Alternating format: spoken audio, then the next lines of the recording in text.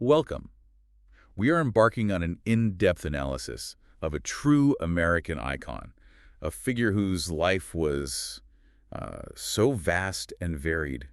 It sometimes feels like we are looking at 3 or 4 separate careers rolled into one. It really does. We are talking, of course, about Paul Leonard Newman. Mhm. Born in 1925, he left us in 2008. The amount of source material detailing his life is it's staggering. It is. It covers everything from his award-winning cinematic performances to, high-level auto racing and truly groundbreaking philanthropy. That's absolutely right. Newman was monumental, and the material we've gone through really covers the full, incredible arc of his life. And we're not just, reciting a resume here. We're trying to understand the complexity of balancing those three very different worlds. The high-stakes risk of the racetrack and then the corporate demands of running a massive charitable food company. Right, and how they all ultimately formed a single, cohesive, and incredibly enduring legacy. It's almost an impossible stack of accomplishments to grapple with. It is. And the mission here is to synthesize the breadth of his achievements and structurally try to figure out how this level of sustained excellence across these wildly different fields was even possible. How did one man become equally successful as the ultimate anti-hero on screen? A championship-level race car driver and the founder of a food company Newman's Own that has donated well over $500 million to charity. To start understanding the engine that drove him, you really have to go back to his formative years.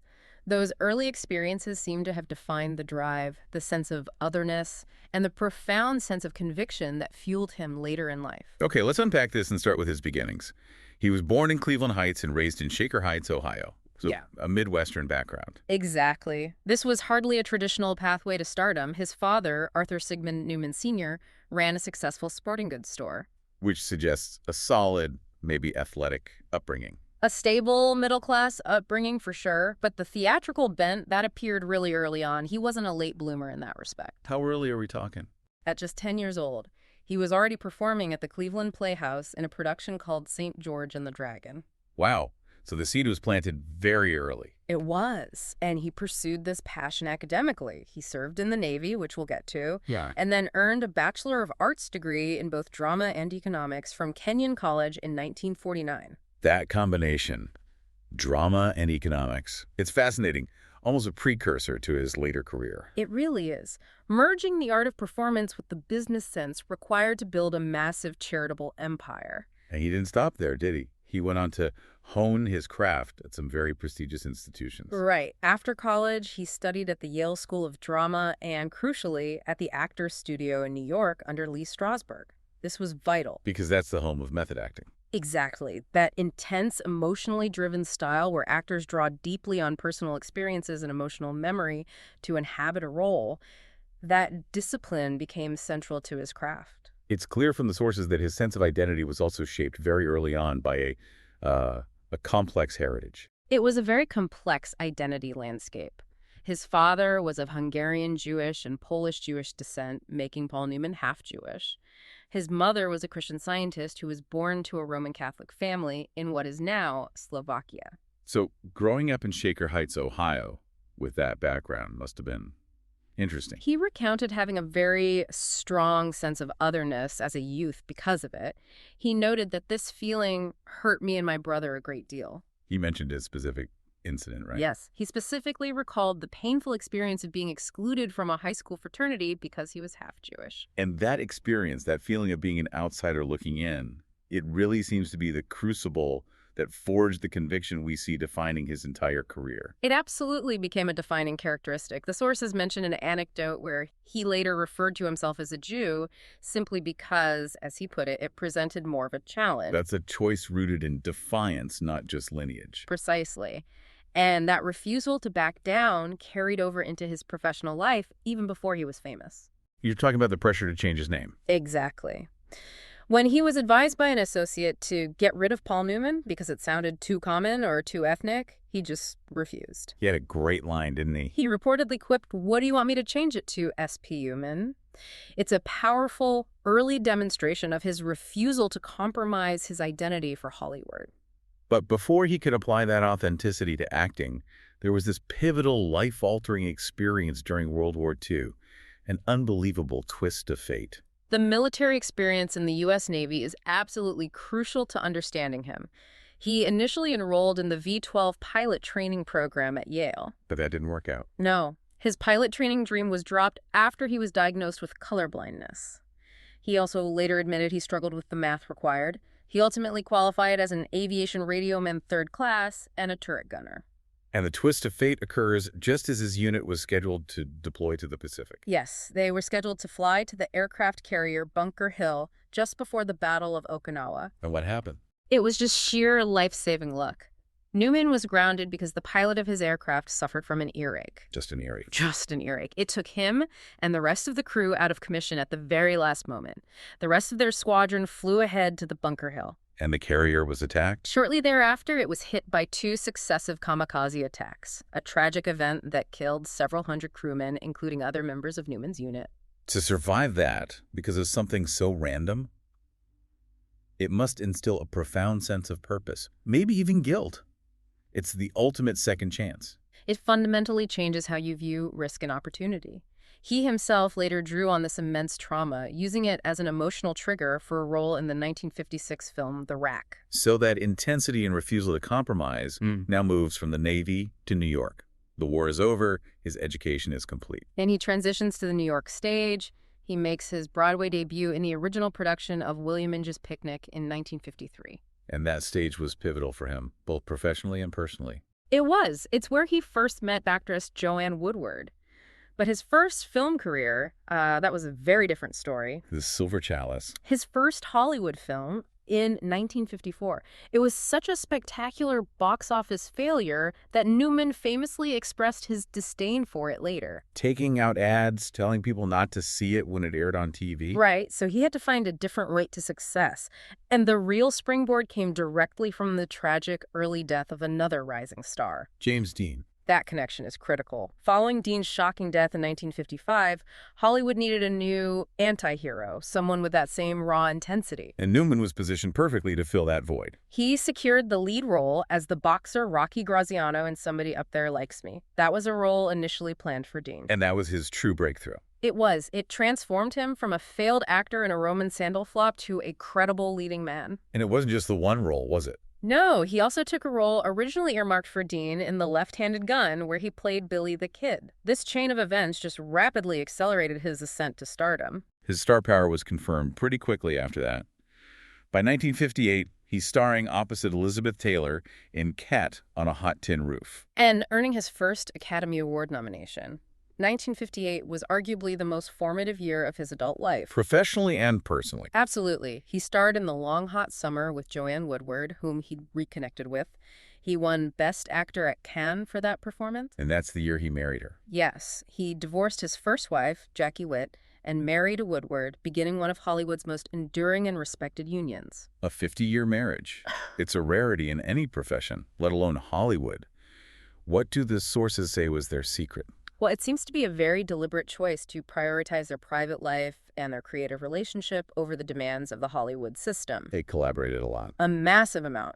Yeah. They co-starred in a total of 16 films together and were jointly recognized with the Kennedy Center Honors in 1992. But the choice to step away from the center of celebrity culture seems to be the most important factor. It was crucial. They made a deliberate choice early on to raise their family in Westport, Connecticut, outside the relentless glare of the California spotlight. He had that legendary quote about fidelity. He did. The famous, "Why go out for a hamburger when you have steak at home?" But beyond the quip, he also attributed their success to some combination of lust and respect and patience and determination. It wasn't just luck, it was work. It was work. And speaking of creative partnership, he quickly moved beyond just acting with her and into the director's chair. Right, for Rachel in 1968. Starring Woodward. And interestingly, according to Woodward herself, Newman only agreed to direct it because she couldn't find anyone else for the project. And it was a huge critical success. A huge success. He earned a Golden Globe for Best Director, multiple Oscar nominations, including one for Best Picture. That desire for creative control. Yeah. It's a theme that we see repeated. Absolutely. It led him to co-found First Artists Production Company in 1969 with Barbra Streisand and Sidney Poitier. Which was revolutionary at the time. It was. It was designing to allow major actors greater creative and financial control over their projects. An anti-establishment move, really. Which sets the stage perfectly for his most iconic cinematic roles, the ones that define the anti-hero of the 60s and 70s. Let's start with The Hustler. The Hustler in 1961. He played Fast Eddie Felson, a small-time pool hustler. The film cemented his status as a leading man who could portray morally ambiguous characters. The charming rogue. Exactly. It brought him a BAFTA award and really significant critical recognition. Then came the roles that really challenged the establishment, defining the counterculture mood of the decade. Cool Hand Luke, 1967. That is the quintessential example. Newman plays a decorated war veteran turned chain gang inmate who refuses to be broken. It's preserved in the National Film Registry. It is. The character embodied defiance against meaningless authority. It's famous for its moments of extreme physical effort, too. The egg-eating scene. That scene is legendary. Luke takes a bet he can eat 50 hard-boiled eggs in an hour. It's a feat of extreme physical acting that symbolizes his sheer, almost pointless willpower. And this commitment to the difficult character led directly to the partnership that really defined his career for a generation. The collaboration with Robert Redford and director George Roy Hill. It began with Butch Cassidy and the Sundance Kid in 1969. A massive hit. The chemistry with Redford was just electric. Perfect. Newman's playful defiance and Redford's cool intensity. It's an interesting detail that Newman initially thought he'd play the Sundance role. But he ended up as Butch, and it was a landmark moment for him financially as well. Absolutely. He was able to negotiate a percentage of the profits, and even in the lighthearted moments, his dedication showed. He insisted on performing his own bicycle tricks for the raindrop sequence. Well, after the hired stuntman couldn't get it right. Exactly. Then they successfully reunited 4 years later for The Sting. Another colossal hit, won Best Picture. And it made him one of the highest paid and most powerful actors in Hollywood. He got top billing, $500,000 up front, and again, a percentage of the gross. And his willingness to take personal risks on screen, which we linked back to the Bunker Hill incident, that continued well into his superstar phase. It did. A year later, in The Towering Inferno, he earned a staggering $1 million plus a percentage of the gross. And he still insisted on doing his own stunts. Yes. The character of the antihero, the man who risks everything. It wasn't just something he acted, it was something he seemed to live. Even as he entered the later stage of his career, he wasn't afraid to step outside his comfort zone. A great example is Slapshot in 1977. This hockey comedy got mixed reviews at first, mostly for its language. But it became a huge cult classic. It did, especially through home video. It shows his willingness to embrace different material, always delivering a compelling performance. And this sustained quality eventually leads to that long-awaited recognition from the Academy. That dry spell lasted decades. His performance in The Verdict in 1982, playing a washed-up alcoholic lawyer, earned him universal acclaim, another Oscar nomination. Roger Ebert praised it as one of his great performances, describing Newman as looking old, bone-tired, hungover, trembling, and heroic. He received an honorary Oscar in 1986, but he finally clinched the competitive one later that same year. The official win came for The Color of Money, directed by Martin Scorsese. He reprised his role as Fast Eddie Felson 25 years after The Hustler. Mentoring a young Tom Cruise, it was the perfect crowning moment. It felt like a Lifetime Achievement Award wrapped in a competitive trophy. But even after the Oscar, he didn't stop. He continued to work, earning late career nominations. Indeed. For Nobody's Fool in '94 and his last live-action film, Road to Perdition, in 2002. The consistency and quality, even into his late 70s, were just remarkable. And his very final role was fittingly tied to his other great passion. It was a beautiful synergy. His last role was voicing Doc Hudson, the retired race car in the 2006 animated film Cars. Which brings us perfectly to the other major parts of his life, the speed and the philanthropy. These were two parallel careers that often superseded his acting in terms of personal dedication. Newman's passion for auto racing began almost accidentally while training for the 1969 film Winning. He discovered a profound talent and love for it. He said it was the first thing that I ever found I had any grace in. A surprising admission from an internationally acclaimed actor. He became intensely devoted, competing seriously well into his 80s under the name P.L. Newman. And you have to get this. His racing wasn't just some hobby. No, this was serious and competitive. He raced in the Sports Car Club of America, the SCCA, and won 4 national championships. And he competed on the world stage. He did. In 1979, at age 54, he competed in the 24 Hours of Le Mans, finishing an incredible second place overall and first in his class. That's an elite world-class performance. And his longevity in the sport is record-breaking. He holds the record as the oldest driver to be part of a winning team in a major sanctioned race. What was that? At 70 years and 8 days old, he won his class at the 1995 24 Hours of Daytona. He also co-founded Newman Haas Racing, an 8-time championship-winning team. To maintain that edge across 5 decades, while also acting and starting a charity, it speaks to an almost frightening level of focus. Yeah. Shift to that charity, Newman's Own. Newman's Own, founded in 1982 with A.E. Hotchner, is arguably his most important achievement.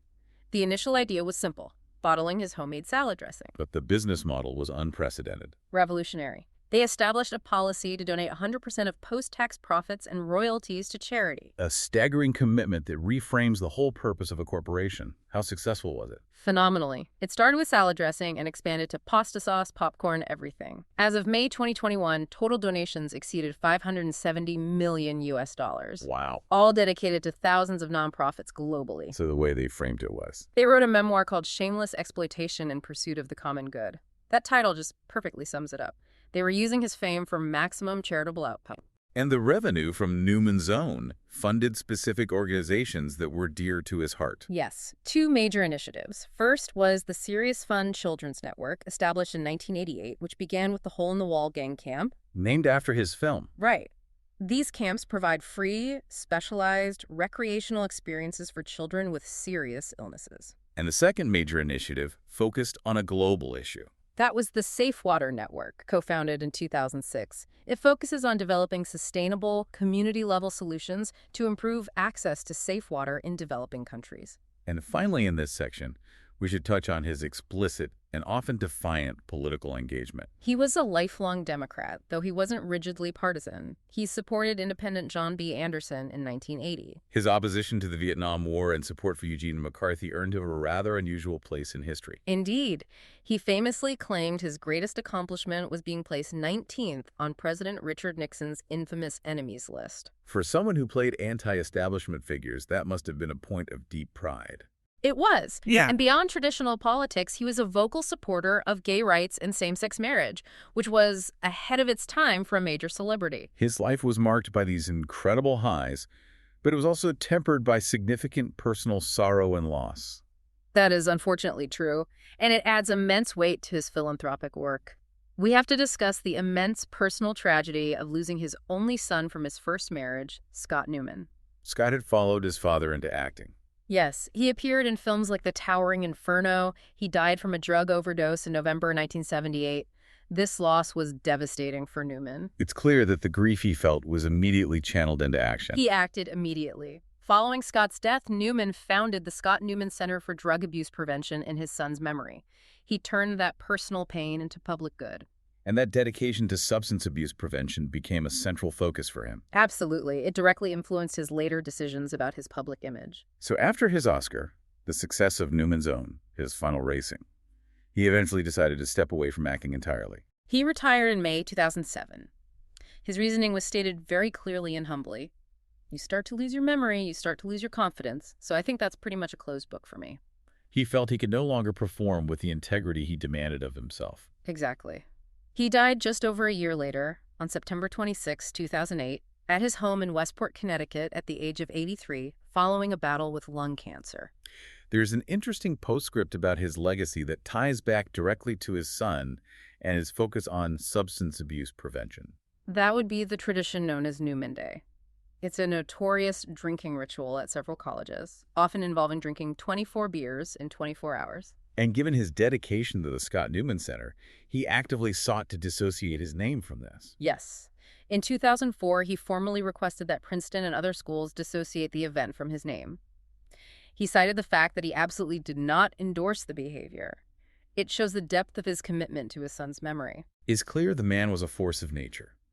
The 2022 docuseries, The Last Movie Stars, based on tapes for his memoir, provides a fitting, complex tribute to his life. When you look at Paul Newman, the key synthesis is this. He achieved excellence in acting by drawing on his deepest vulnerabilities, He demonstrated championship quality in a dangerous sport, and yet he devoted the highest level of business ingenuity and massive personal wealth to the common good. His life was defined by a commitment to authenticity and a refusal to be constrained by simple labels. Whether he was channeling an anti-hero on screen, pushing a Porsche to its limits at Le Mans, or directing profits to charity, the underlying principle was the same: intense focus, absolute conviction, and integrity. Which brings us back to our original question about the engine driving him, and the final thought.